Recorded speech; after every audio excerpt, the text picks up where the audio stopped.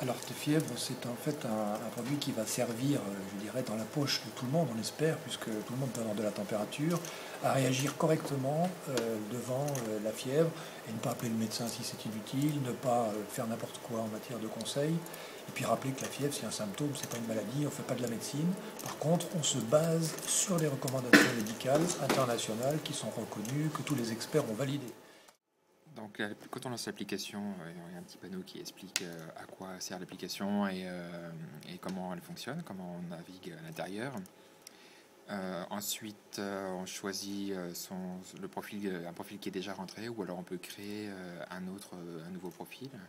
Donc ici, on va dire que je suis à Anna et on me propose différentes actions, soit de prendre ma température pour avoir un conseil médical suite à ce relevé de température, soit de regarder la dernière recommandation que j'ai eue, soit d'appeler éventuellement un médecin ou quelqu'un autour d'une pharmacie, soit de regarder l'historique de mes prises de médicaments ou de mes prises de température. Donc, par exemple, si je veux prendre ma température cette fois-ci, on me demande confirmation de mon poids, parce que j'ai indiqué dans mon profil un certain poids, donc ici 8 kg. Et s'il est bien correct, je peux continuer. Et là, on me demande la température que je viens de relever. Donc, par exemple, j'ai 39 de température et je valide cette température et on me donne un conseil en fonction de cette température. Voilà. Je peux avoir aussi, on mettra un panneau additionnel pour préciser qu'on peut avoir plus de détails autour de ce conseil.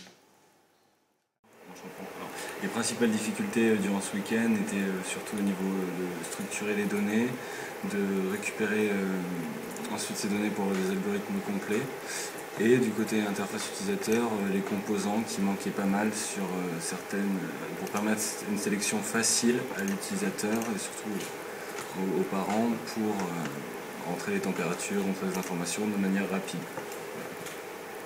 Autre chose, Marc Hervé.